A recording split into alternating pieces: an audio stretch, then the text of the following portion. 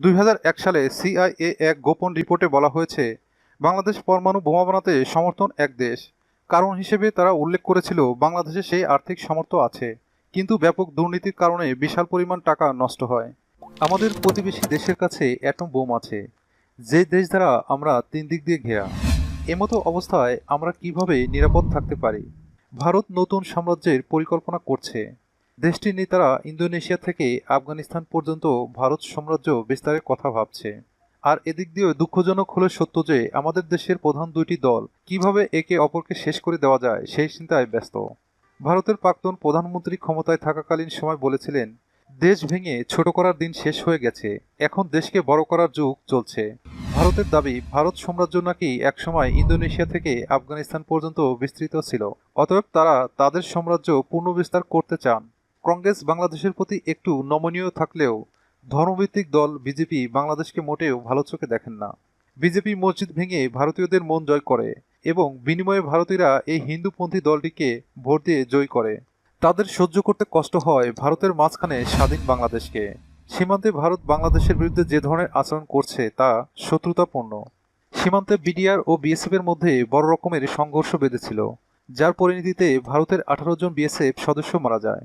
এই ব্যাপারটি নিয়ে ভারতের মিডিয়াগুলো বাংলাদেশের বিরুদ্ধে অতিরঞ্জিত করে অনেক প্রচারণা চালায়। জিটিভির এক টকশোতে কট্টরপন্থী দল শিবসেনার এক নেতা বলেন, বাংলাদেশকে ভারত 1 ঘন্টার মধ্যে শেষ করে দিতে পারে। সেই বাংলাদেশ আবার ভারতের বিএসএফকে হত্যা করার সাহস পায় কি করে? ভারতের কাছে অ্যাটম বোম আছে বলেই বাংলাদেশের বিরুদ্ধে এইভাবে চিন্তা করে। ক্ষমতার ভারসাম্য না থাকার ফলে ভারতের অনেক অন্যায় কর্মকাণ্ডকে বাংলাদেশ সহ্য করছে। বঙ্গোপসাগরে বাংলাদেশের বিভিন্ন পয়েন্টে ভারত জোর করে দখল করে রেখেছে। ভারত মনে করে তাদের দয় বাংলাদেশ টিকে আছে, অতএব দেশের স্বাধীনতা ও স্বার্থ রক্ষার্থে শক্তির কোনো বিকল্প নেই। জনসংখ্যার দিক থেকে পাকিস্তান বাংলাদেশের সমান, কিন্তু পাকিস্তানের কাছে পারমাণবিক বোমা আছে বলে অপেক্ষাকৃত বড় দেশে হওয়া সত্ত্বেও ভারত পাকিস্তানকে ভয় পায়। এত ছোট হওয়া সত্ত্বেও পাকিস্তান ভারতকে দাঁতভাঙা জবাব দেয়।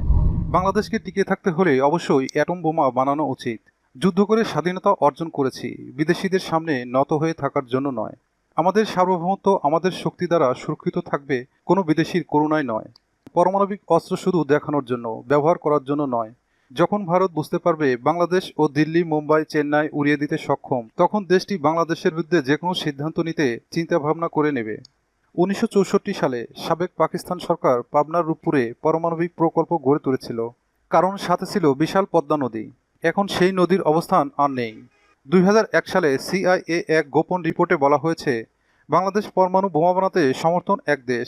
কারণ হিসেবে তারা উল্লেখ করেছিল বাংলাদেশে সেই আর্থিক সামর্থ্য আছে, কিন্তু ব্যাপক দুর্নীতির কারণে বিশাল পরিমাণ টাকা নষ্ট হয়। দেশটিতে তাই অনেকেই মনে করেন কোনো সম্ভাবনা নাই। দেশটির অনেক নাগরিক দেশের বাইরে অনেক পারমাণবিক প্রকল্পে কাজ করে। দেশের বাইরে ছড়িয়ে আছে অনেক গবেষক, যাদের কিছু সংখ্যক এক করতে পারলেই বাংলাদেশ পারবে পারমাণবিক বোমা বানাতে। জ্বালানি হিসেবে তারা বলছে বাংলাদেশ ব্যবহার করবে নিজস্ব ইউরেনিয়াম কিংবা কয়লা বা গ্যাস। এর অর্থ দ্বারায় বাংলাদেশের নিজস্ব পারমাণবিক জ্বালানি রয়েছে। আমাদের অভাব রয়েছে শুধু ভালো, দক্ষ ও দেশপ্রেমিক নেতার। তাছাড়া এই বোমা বানাতে গেলে পড়তে হবে ভয়াবহ আর্থিক অবরোধের মুখে।